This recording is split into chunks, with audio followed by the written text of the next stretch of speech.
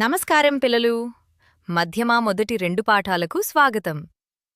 ధనవాన్ అనే పదం వింటే వెంటనే అర్థమవుతుంది కదా, ధనం ఉన్నవాడు అని. మరి రాఘవః అనే పదం విన్నారా? ఇది కూడా అలాంటిదే, కాని దీని అర్థం వేరు. ఇది వంశం గురించి చెప్తుంది.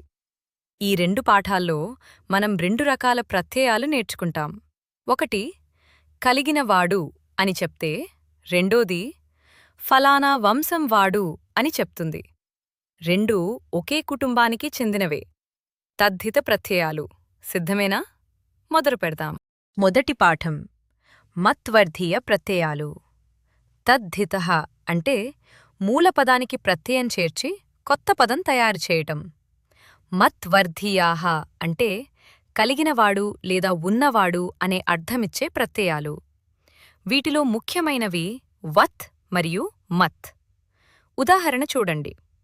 ధనం అంటే ధనం, దానికి వత్ చేడిస్తే ధనవాన్ వస్తుంది, అంటే ధనం ఉన్నవాడు. చూసారా, ఒక చిన్న ప్రత్యయం చేరగానే మొత్తం అర్థమే మారిపోయింది. ఇప్పుడు వత్ మరియు మత్, ఈ 2 ప్రత్యయాలు ఎప్పుడు వాడాలో చూద్దాం. ఎడమవైపు వత్ ప్రత్యయం, ఇది త్ వర్ణంతో అంతమయ్యే పదాలకు చేరుతుంది. ధన నుండి ధనవాన్, ధనం ఉన్నవాడు. బల నుండి బలవాన్, బలం ఉన్నవాడు. శ్రీ నుండి శ్రీమాన్, సంపద ఉన్నవాడు. కుడివైపు మత్ ప్రత్యయం, ఇది ఇతర హల్లులు లేదా అచ్చులతో అంతమయ్యే పదాలకు చేరుతుంది. గుణ నుండి గుణవాన్, మంచి గుణం ఉన్నవాడు. బుద్ధి నుండి బుద్ధిమాన్, తెలివి ఉన్నవాడు. యశస్ నుండి యస్యస్, కీర్తి ఉన్నవాడు. ఈ 6 పదాలు మీకు రోజూ వినిపించేవే కదా. ఇప్పుడు అవి ఎలా తయారయ్యాయో మీకు తెలుసు. ఈ పదాలను వాక్యాల్లో ఎలా వాడాలో చూద్దాం. రాజా ధనవాన్ ఆసీత్, రాజు ధనవంతుడు అయి ఉండేవాడు. సహ బలవాన్ వీరః, అతను బలవంతుడైన వీరుడు. గురుః గుణవాన్ జనః, గురువు గుణవంతుడైన వ్యక్తి. చూసారా, ప్రతి వాక్యంలో ఈ మత్వర్ధీయ పదం ఆ వ్యక్తి గుణాన్ని వర్ణిస్తోంది. ఇప్పుడు మనం 2వ పాఠంలోకి వెళదాం. 2వ పాఠం అపత్యార్థ ప్రత్యయాలు.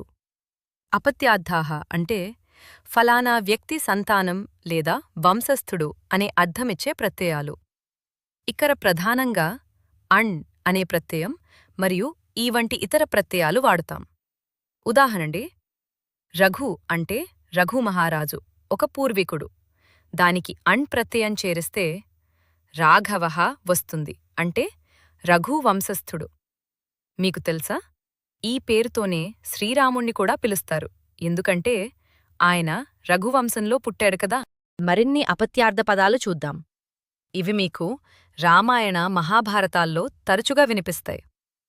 రాఘవః, రాఘవః రఘువంశస్థుడు, అంటే శ్రీరాముడు. పాండవః, పాండవః పాండురాజు కుమారులు, అంటే అర్జునుడు మొదలైనవారు. దాశరథిః, దాశరథిః దశరథుని కుమారుడు, అంటే మళ్ళీ రాముడే. మానవః, మానవః మనువు సంతానం. మరియు ఇదే పదం నుండి మనిషి అనే అర్థం కూడా వచ్చింది. గమనించారా? రాముణ్ణి ఎన్ని రకాలుగా పిలవచ్చో ఇప్పుడు మీకు తెలుసు. రాఘవః అని, దాశరథిః అని, రెండూ సరైనవే. ఒకటి వంశం సూచిస్తే రెండోది తండ్రిని సూచిస్తుంది. ఇప్పుడీ పదాలను వాక్యాల్లో వాడదాం.